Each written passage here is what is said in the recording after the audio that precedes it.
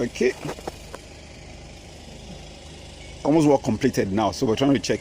I'm going to do final checks on the system. So let's start from the roof. Yeah, looking nice. A lot of slope down, slope up. But this is a roofing structure. What it looks like.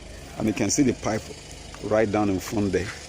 The pipe is designed to take the water from the excess so that it won't indent the floor. So let me come down and make you see it. The thing go finish fast. Okay? Yeah. So that's why I'm looking at the water outlet here. That's what the guy, I think the guy is trying to fix one or two of the electrical stuff in front there.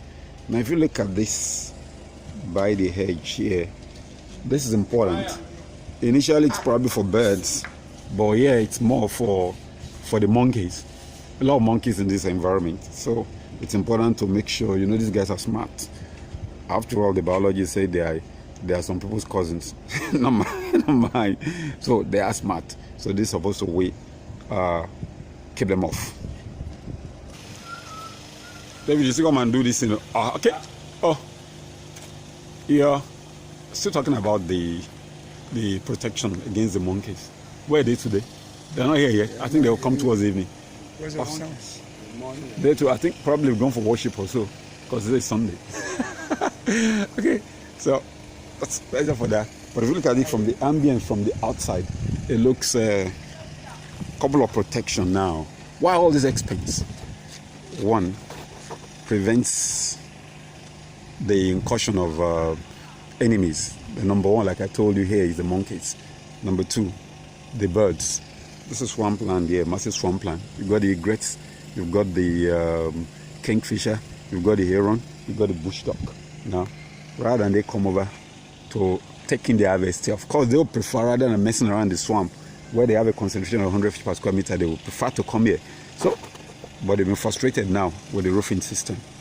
Then the vagaries of the weather, you can see the sun. Oh my! Now the sun has an impact on making the water green, and when the water is green, the challenge is the green water consumes, the green algae consumes oxygen at night when the fish is supposed to use it, which fish is supposed to use to grow.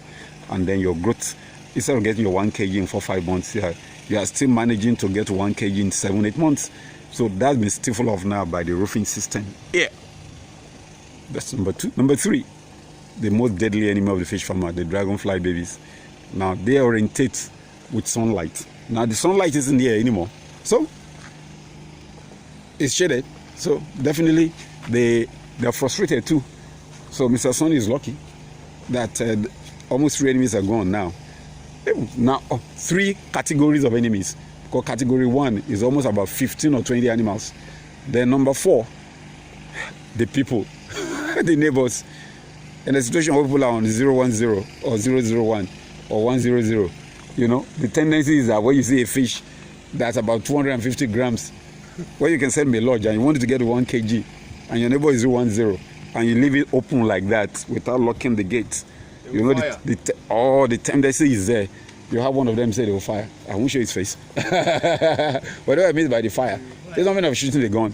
It's talking about messing around. So that's why they got a small big padlock. I'm not saying the people here are bad, but the temptation is there. Even in the Bible, we were told that when David was hungry, he took a part of the showbread for the communion. Let's say, give me good food to eat, lest I steal and commit iniquity. I'm not encouraging stealing, but if the guy steals your fish because he's hungry, even if it costs him, I don't think he'll get back at him because he's hungry. So if a fish steals because he's hungry, are you getting me? He will be forgiving. It's when you catch him that will pay times 7. No be so. Is that in your Bible? Sure. So you need to have this security in place.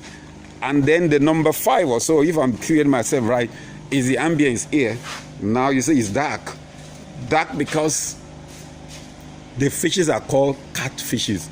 And pussycats don't like coming out in daylight. They love it dark. Mr. Sonny might not like it dark because he needs to sit during the day to be able to go around to look for his daily bread.